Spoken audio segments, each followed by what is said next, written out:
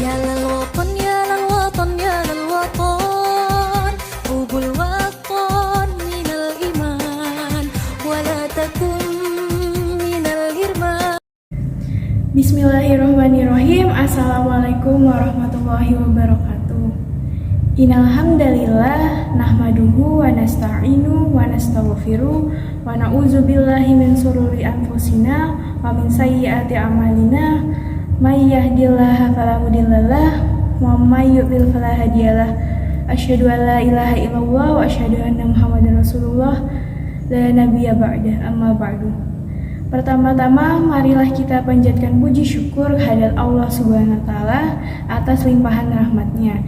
Dan tidak lupa sholawat serta salam kepada baginda Nabi Muhammad SAW yang telah membawa kita dari zaman kegelapan menuju zaman terang karena cahaya dari Islam.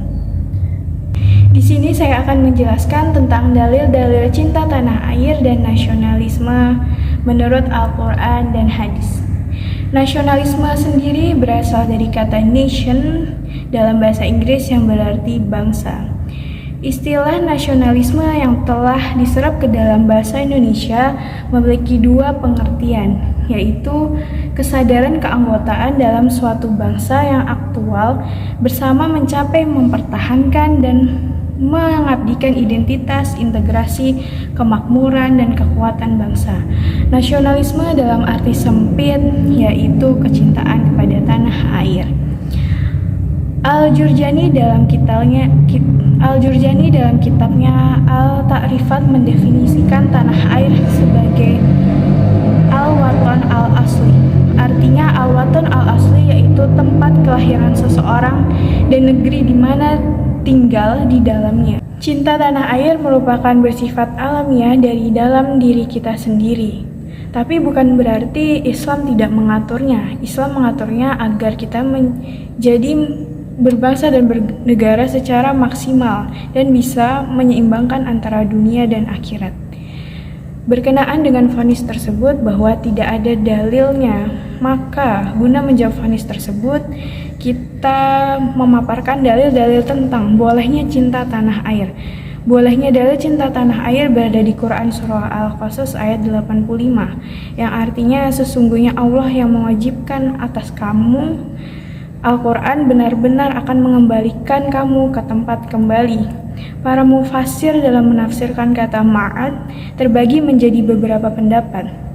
Ada yang menafsirkan kata ma'ad dengan Makkah, akhirat, kematian, dan hari kiamat. Namun menurut Imam Fakhr Al-Din Al-Razi dalam tafsirnya Al-Mafatih Al-Ghaib mengatakan bahwa pendapat yang lebih mendekati yaitu pendapat menafsirkan dengan Makkah. Syekh Ismail Haqi Al-Hanafi Al-Hawalti dalam tafsirnya Ruhul Bayan mengatakan di dalam tafsirnya Quran Surah Al-Qasas ayat 85 terdapat suatu petunjuk atau isyarat bahwa cinta tanah air sebagian dari iman.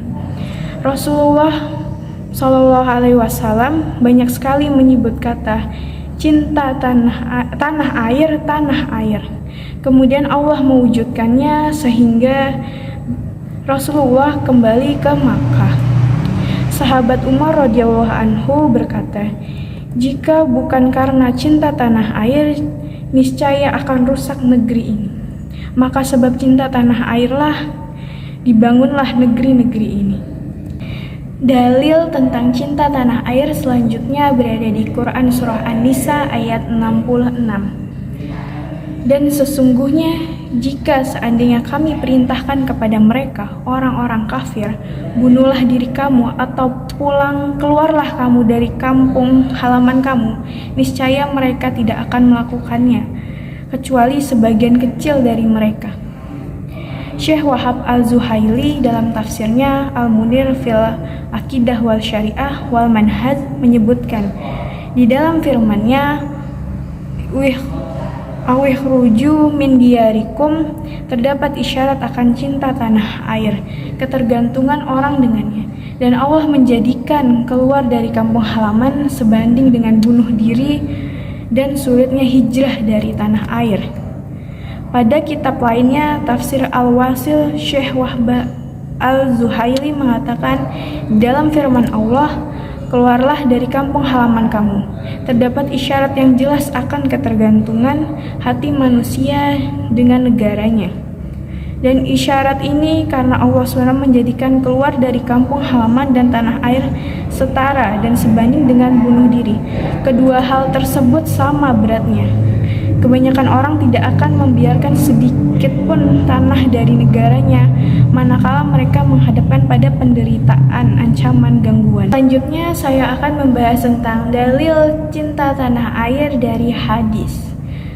Berikut ini adalah hadis yang menjadi dalil cinta tanah air. Artinya diriwayatkan dari sahabat Anas bahwa Nabi SAW ketika kembali dari kepergiannya dan melihat dinding-dinding Madinah, beliau mempercepat laju untanya. Apabila beliau menunggangi unta, maka beliau menggerakkannya untuk mempercepatnya karena kecintaan beliau pada Madinah. Hadis riwayat Bukhari, Ibnu Hibban, dan Tirmizi. Al-Hafiz Ibnu Hajar Al-Asqalani dalam kitabnya Fathul Bari Syarh Sahih Bukhari menegaskan bahwa dalam hadis tersebut terdapat dalil pertama, dalil atas keutamaan kata Madinah dan keutamaan kata cinta tanah air.